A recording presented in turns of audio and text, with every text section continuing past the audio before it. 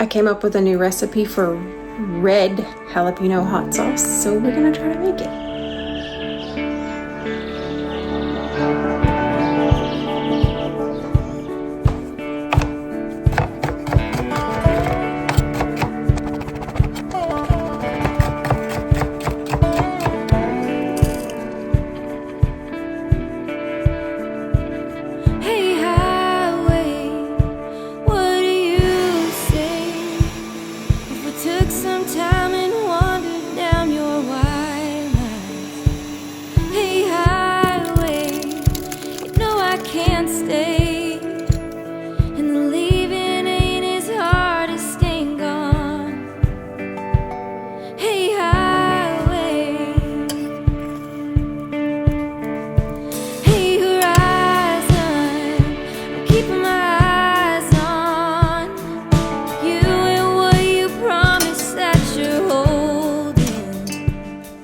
Someone's busy at work. I've caught you out in the kitchen. What are you actually doing? Making hot sauce. Hot sauce, but it's red, not green. Yes. Why? Red and green for Christmas. Christmas? Well, like a red bottle and a green bottle together? Yes. We actually had one of our customers reply and say that we should do a red and a green hot sauce as well for Christmas. So there you go. You know who you are. You are watching right now. Meanwhile, so what's in this red sauce, this hot sauce? Jalapeno peppers, garlic, vinegar, salt, sugar.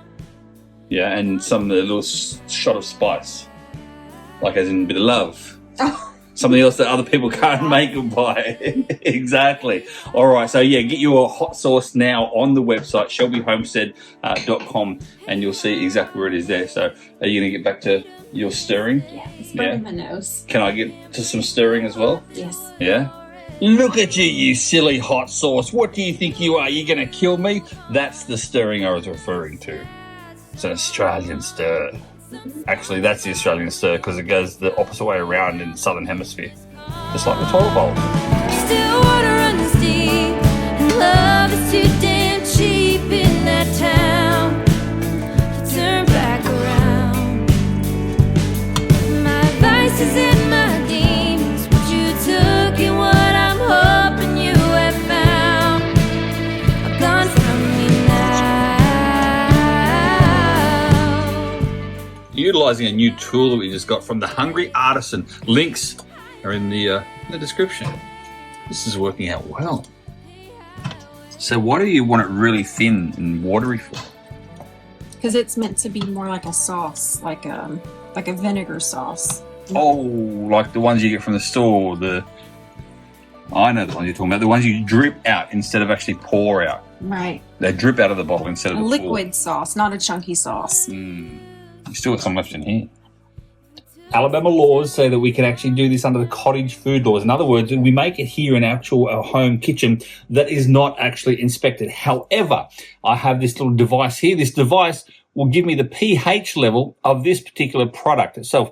pH of 4 or under we're looking for right here. As you can see, 2.8 in total, 2.8.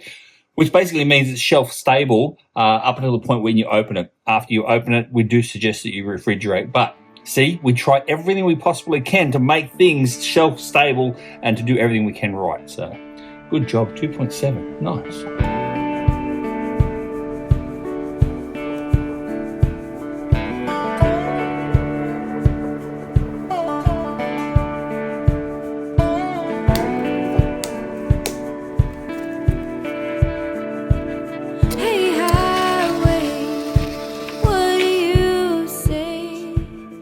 Okay, there's only one part left.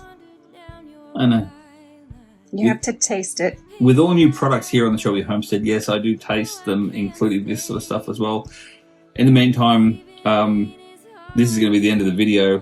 Thank you very much to the artisan as well for the product itself. And this stuff can be found on our website. And again, I'm just stalling. I'll see you around like a hot sauce risol. Stand by for action. That's really hot. I can't do this anymore. No, honestly, that's really hot. Hey, highway, what do you Are you okay? say if we took some time and I can't.